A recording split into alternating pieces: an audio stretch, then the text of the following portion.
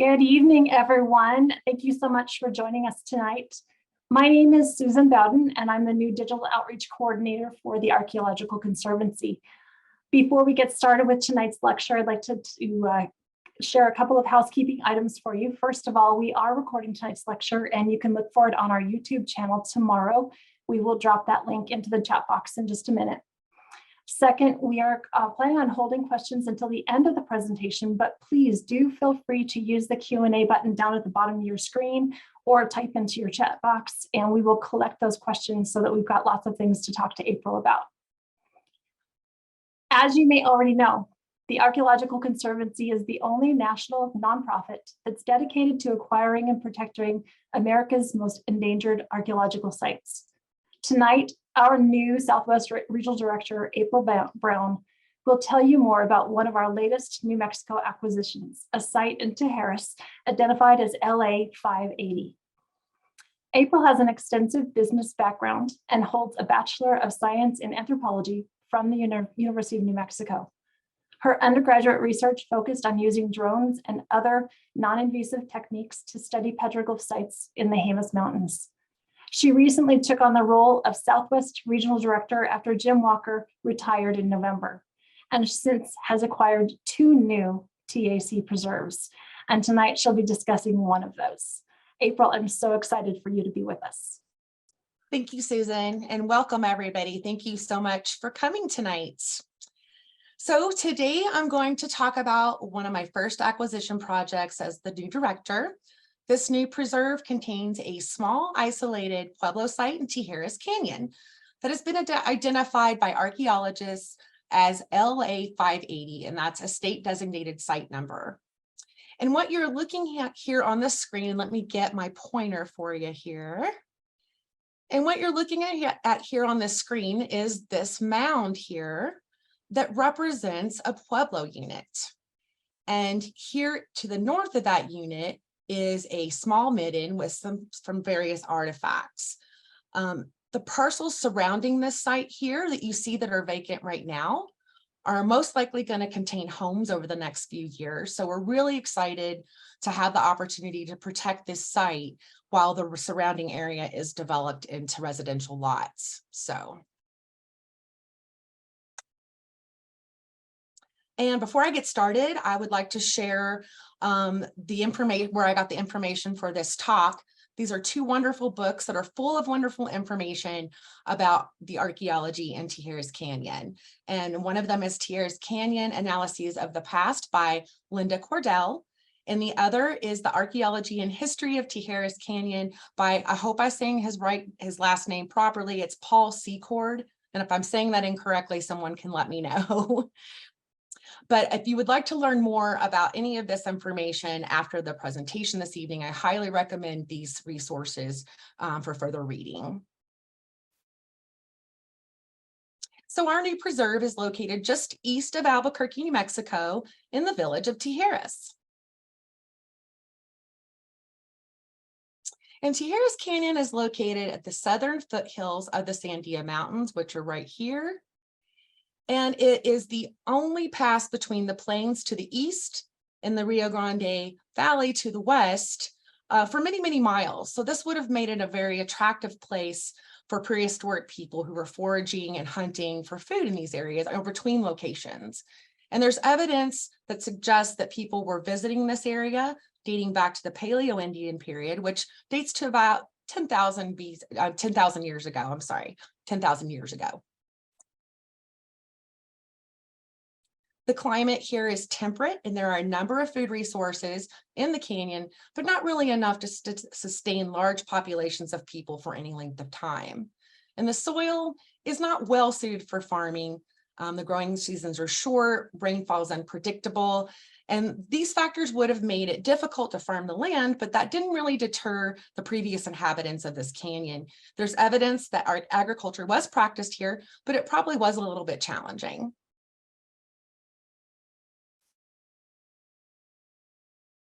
There is a permanent water source that runs through the canyon. It's Tijeras Creek, and LA 580 is located along Tijeras Arroyo, which you can see up here in the top part of this video clip. And that's the drainage from that creek. and that would have made it an attractive location for irrigating crops. And it's unlikely that this unit was once home to a small group of seasonal farmers, but we honestly just don't know yet. There's a lot we can still learn from this site. And as far as we know, this site has not been excavated or disturbed in any way, which makes it really special because that means it has great research potential for the future. And we're really excited about that. And we're going to talk more about the archaeology in the canyon in just a little bit.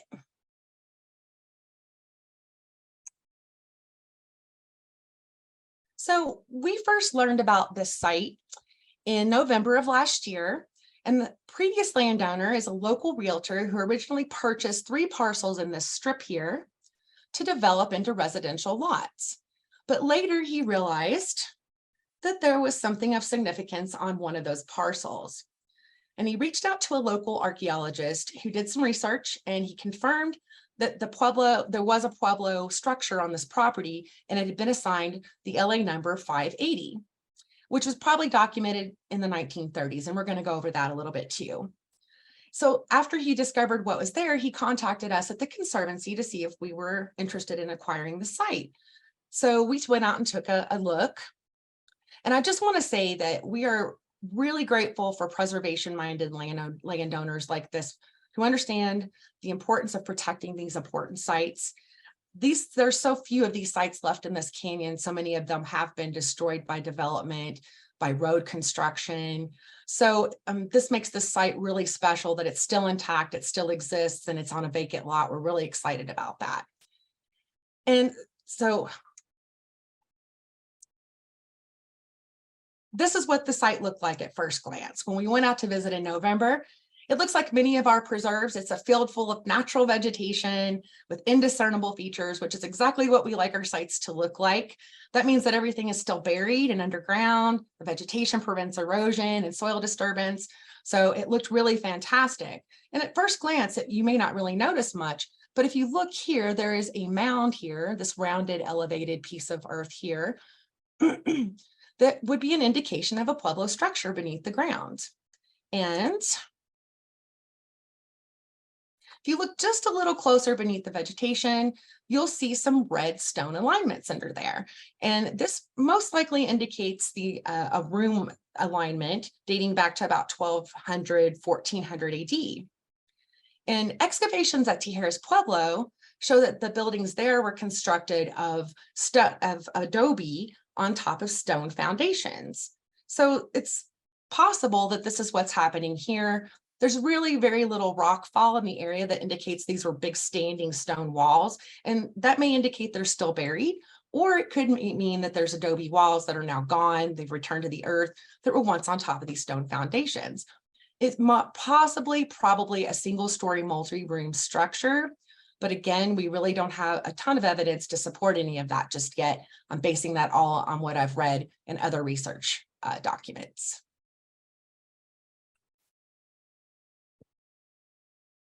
And then here's a few more pictures of the alignments on the ground, just a little closer look there.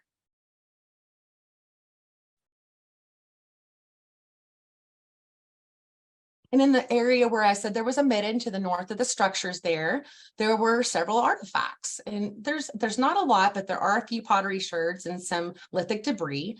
So the pottery sherds here that you're looking at here are plainwares, which would have been used for probably cooking and storage. And there was a high density of plainwares at this site. And you'll see some red plainware here to the left. And if you could see that in the sun, you would notice that there were tiny little micaceous inclusions that look like little tiny ground up pieces of glass that make them sparkle when you put them in the sun. It was really beautiful, even though it is a plainware. And we also found some decorated whitewares, which you see on the right here. And pottery can really tell us a lot about a site. You know, it can tell us when the site was occupied, what kind of pottery was made there, what was traded possibly, what it was used for. And I just want to reiterate that this is why it's so important to leave artifacts in place at these sites. Even the smallest little piece or fragment of pottery can hold a wealth of information. So it's a good reminder to leave things where you find them. And I am no pottery expert, so it would be wonderful to have a formal survey and identification of the surface shards at this site just to get a better idea of some timeframes and other information. So hopefully that'll happen in the future.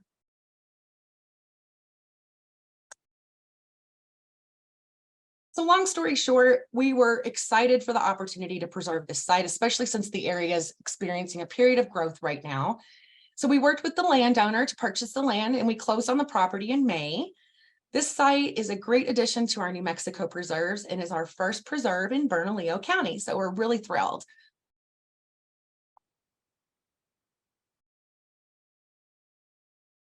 So what does the archaeology and research in this canyon tell us about the people who lived here? And LA 580 was most likely identified by curator H.B. Mira, who surveyed the area on behalf of the Museum of New Mexico in the 1930s. And since Tijeras Pueblo is designated the LA number of 580 and ours is 581, it's likely that they were probably cataloged or documented at the very same time, or at least close to each other. And since then, Tijeras Pueblo and the vicinity have been investigated by a variety of institutions and scholars.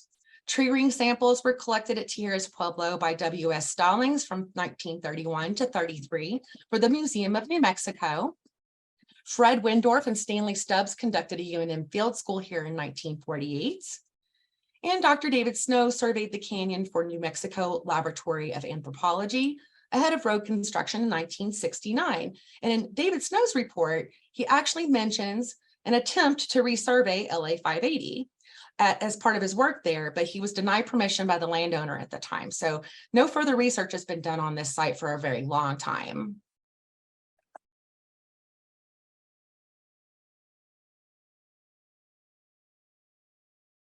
UNM field schools began again in the 1970s, and one of our former board members, Dr. James Judge, led field schools for UNM from 71 to 73, where he concentrated on population changes in the Pueblo over time. And that's, you can see Dr. Judge here standing in the unit in the white t-shirt there.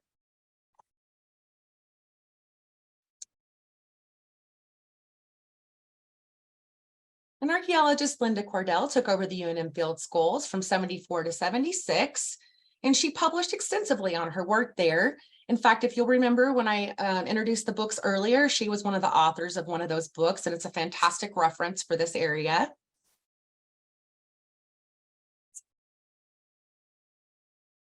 And so Cordell suggested that this site was first used as a camp before the construction of the larger Pueblo there. And tree ring dating and artifacts indicate that Tijeras Pueblo was occupied continuously for about 125 years, beginning around 1313 AD.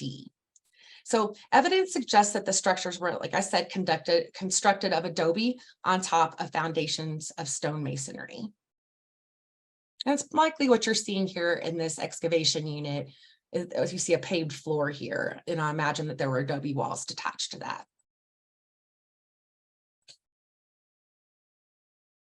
So the people who lived at the Pueblo subsisted on a diet of maize, pinto beans, squash, and melons, along with game animals such as deer, pronghorn, sheep, and rabbits. And clothing consisted of fibers, hides, furs, feathers, and sinews. And yucca was used for a variety of items such as sandals, belts, and baskets here.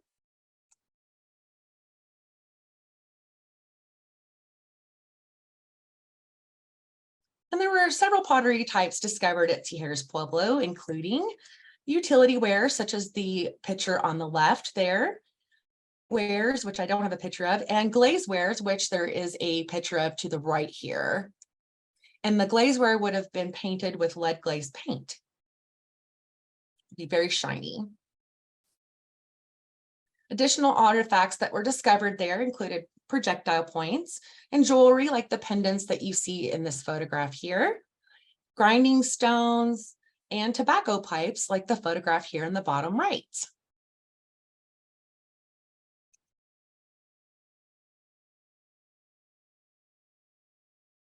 So the main Pueblo mound consists of a U-shaped group of room blocks that open to the east, which you can see here.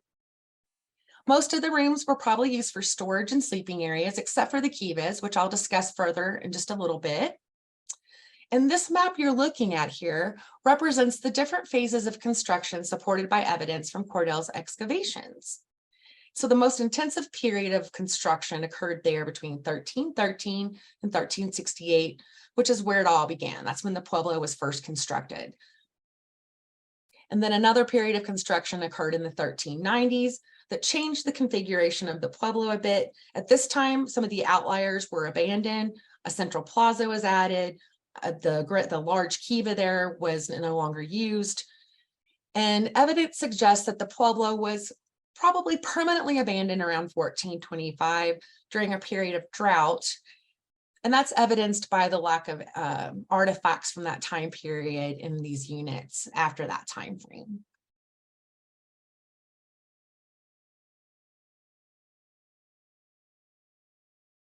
So this Pueblo contains several rectangular kivas like the one in this picture here. And again, all these photographs came from the books that I mentioned earlier. And you'll note that there is an older kiva and a newer kiva. They have similar layouts. They're several different sizes, and they're inside of room blocks. And if you look at the picture here a little closer, it says there's a mosaic inlay in the floor, and it also lists an altarpiece. And that would look like this. And you'll notice that the inlay there's multiple different types of stones in the inlay, including turquoise, which you see here. And the altar stone is right here. And I believe that these artifacts are now kept at the Maxwell Museum, if I remember correctly. And so just to make sure everybody remembers, a kiva is a ceremonial structure reserved for rituals. And in one of the books, it mentions that at this time, the kivas were probably used by men and boys to conduct rituals and even practice their weaving.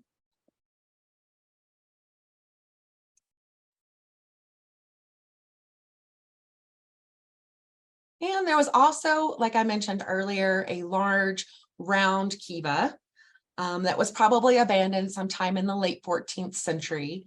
And the newer kivas were rectangular and built inside of room blocks. And before I move on from all of this, I'm just going to recognize and let you all know, I know this is a very general overview of this archaeology. There's so much more detail, so much more to know.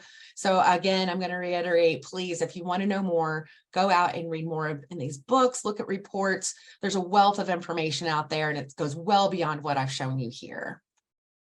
It's truly fascinating. So what does this research tell us about our site, LA 580? So Linda Cordell actually describes the smaller sites in Tijeras Canyon as smaller communities situated adjacent to good agricultural land. And the appendix of the Secord's book mentions LA 580 as a small adobe room block with possible masonry structure dating back to the late developmental and late classic periods, which is approximately 12 to 1400 AD. And you'll notice here some of those stone alignments he was referring to here. And again, another closer view of that beneath the vegetation. So LA 580 probably contains the remains of a small farming community that benefited from seasonal waters from Tijeras Arroyo. And these smaller communities were probably occupied during the growing seasons, with crops being consolidated at the larger Pueblo during the colder months. And the structure may have had similar construction as the ones at Tijeras Pueblo. Those stone alignments that I've been showing you could represent the foundation of a top story of room blocks that once had adobe walls. Excavations at Tijeras Pueblo revealed erosion that was caused by adobe melt, so this could possibly be the case here as well. And there are also smaller sites throughout the canyon that contain deeply buried pit house structures, which could indicate an earlier occupation dating back to maybe 900 AD.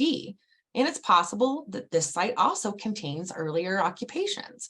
So we would just need more research. Again, there's so much to learn from this site. And we're just so thrilled at the condition and how well intact it is and just how much research potential it does have. And we're really excited to find out what the future research might reveal here.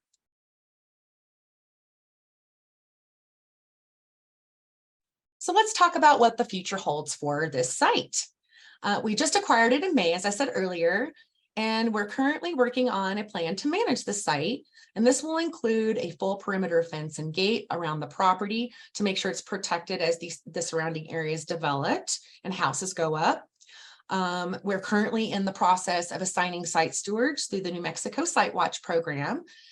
These site stewards will be responsible for visiting these sites regularly and making sure the site is safe and remains in good condition. And if anything happens, we'll be notified right away and we can remedy the situation and make sure it continues to be protected. And we also look forward to having some research done at this site sometime in the future. It would be really great to have some good mapping project here to develop a site map for the preserve. Be great to have a nice surface survey done so we can understand the layout of the structure. We would just really enjoy having more information, and there's a lot to be learned here.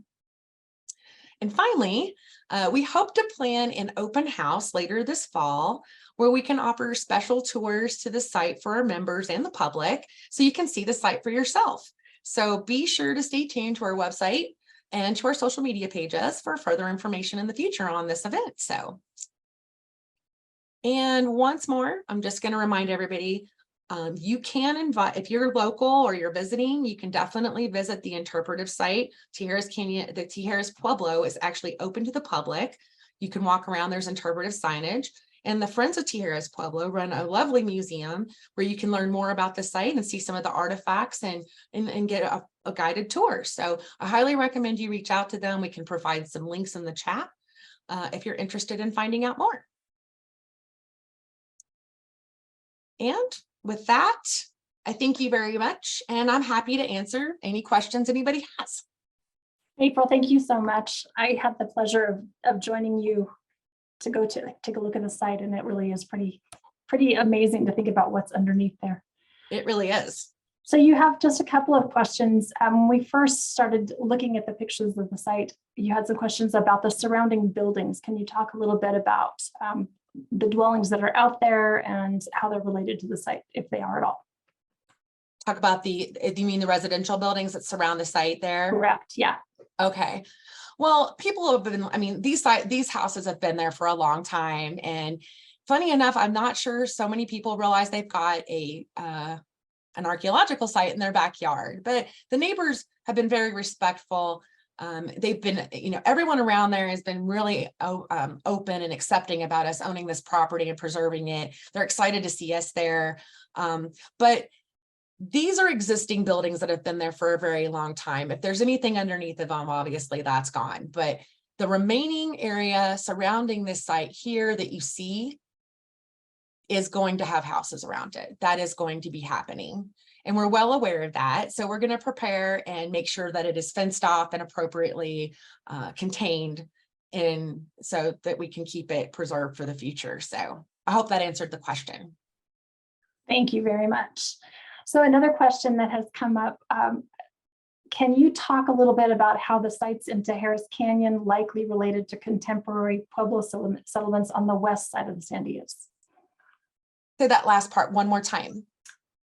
Can you talk about how the sites in Tijeras Canyon likely related to contemporary Pueblo settlements on the west side of the Sandias? Was there? Got it. So from what I read, and this is all based on, because I'm no expert on this subject, this is all based on my own readings and research. From what I understand, there's no definitive modern day Pueblo that can be tied to the Tijeras Canyon, but there's theories that it may be related to the Tiwa, T-I-W-A, Tiwa, which would be, I think, is Leda, and forgive me, I forget the other, I think the Sandia Pueblo, actually. Sandia and Isleta, I think, are the two that I can think of in that area. But there's no, it's hard to make that determination. Once the place was abandoned in the 1400s, it's not real clear where everyone went and where they dispersed. So it is really hard. It's difficult to make those connections. It's just, it's tough, but there is thoughts that it belongs to the Tiwa. Thank you for that, April. And you've got a lot of folks curious about where is this site. I know earlier we had a question about how far away it is from Tijeras Pueblo that you talked about. Can you talk a little bit more about that? Sure. So for obvious reasons, I'm not going to give you the exact location of the site. That's part of us protecting and keeping it safe. But it is located approximately 2 miles north of Tijeras Pueblo. So it's not very far away. I'm sure it's connected in some way, and according to what I've been reading, it most likely was a farming, like a field house area, like a multi-room farming unit that probably congregated at Tijeras Pueblo in the winter months. All right, you've had another comment that came into the Q&A. Tijeras Pueblo consists of both adobe and rock walls. The altar stone was stolen, but a publication is available at the Tijeras Pueblo Museum. So that's another shout out to go visit that museum for sure. Absolutely. And then could you talk a little bit about the difference between a modern Pueblo, which you mentioned, and then the more older Pueblos, I guess?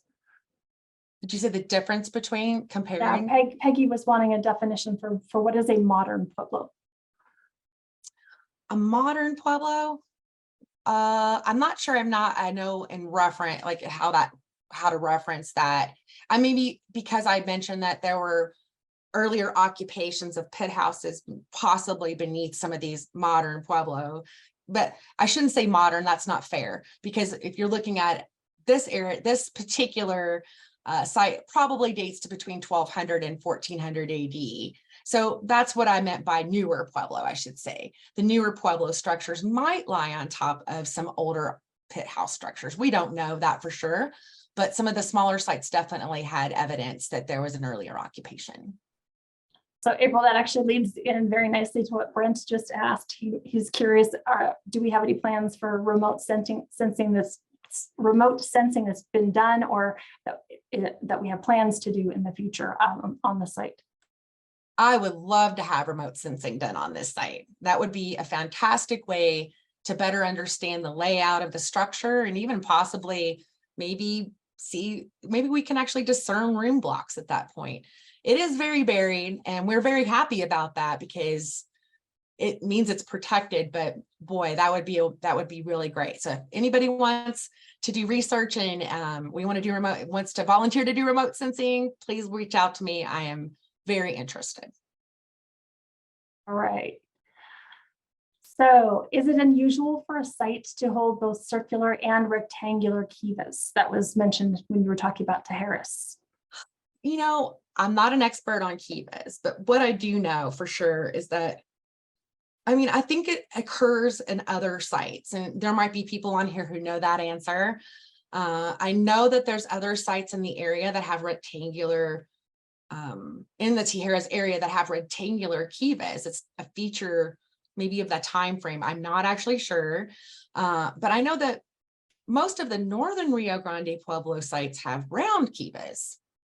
So I feel like that maybe these rectangular kivas are more a function of those more southernly Pueblo people. But again, I'm not an expert, and someone else might know the answer better. But I'm not sure how many sites actually have round and square rectangular kivas, but it is an interesting feature. It almost indicates there was some shift somewhere of maybe how that they were doing rituals or something. Because for the round kiva to be abandoned and then a rectangular kiva taking its place, it could indicate some kind of shift in thinking. So Marilyn has another great question related to, I think, our site stewards. She wants to know, how do we begin to let new residents know about the Tijeras site? And do you ask them to be in touch with the Conservancy if they see something inappropriate going on? Absolutely. One of our favorite things to do when we get a new site is go introduce ourselves to the neighbors. And it just so happened, when we're there, sometimes we see them coming out of their driveway, or they're outside, or they're curious about why we're walking around on this parcel, and they'll come out and talk to us. And we always love to introduce ourselves and tell them what we're there for, and then ask for their assistance. They're right there. And the neighbor directly across over here, she was wonderful. She actually volunteered to be a site steward, and she has all our information. So if anybody ever steps a toe on that site, we're probably going to know pretty quick. So that's wonderful. In addition to having formal site stewards assigned through the state, we always really enjoy having the neighbors kind of be those advocates too. It's a great partnership. So we've got a question that came up that I can actually answer, April. Stephen wants to know, the people on the left of this photo, are they inspecting a different part of the site? That's actually my drone team, who we were out there getting the drone footage so that April is able to share it with you tonight. And so we ended up, I guess, being a little Easter egg in the picture. Diana, I love the footage. It's great. Right. Diana was interested in knowing, are there groups that are already interested in doing research on this site? Not yet, since we just got it in May. We've been reaching out to the Friends of Tijeras Pueblo, who are interested in touring and learning more about the site. And we're interested in partnering with them as well, just to learn more about all the sites in the area. They have that lovely museum I mentioned earlier. They have really knowledgeable staff that can help you better understand what you're seeing and maybe help us better interpret the site that's there. They are passionate and they know a lot about the sites in the canyon. And so I'm looking forward to learning more through them, but we do not have any research definitively planned, but we do hope to at least have some mapping and surveying done over the next few years. That would be wonderful. So James has a question, and James, if I don't get this quite right, please type back to me and let me know how I can better ask this. He says, besides Tijeras Pueblo, are there others in the canyon? And I'm wondering if he's referring to other sites that have been identified. Can you speak to that a little bit? I can. So what I know is that around 161 sites were documented in this canyon. That include Tijeras Pueblo and LA 580, because it was identified, even though it wasn't surveyed or excavated. The site was still documented and it got assigned a state number. So there was I think it was the 1970 surveys, they discovered over 161 sites there. And I don't know how many of those still exist. I know, looking at maps, that a lot of them have houses and buildings and stuff on them now. So I'm thinking they were probably destroyed, or at least partially destroyed. I know the road is cutting through a lot of these sites. So, there's a lot there, and there's probably more that we don't know about.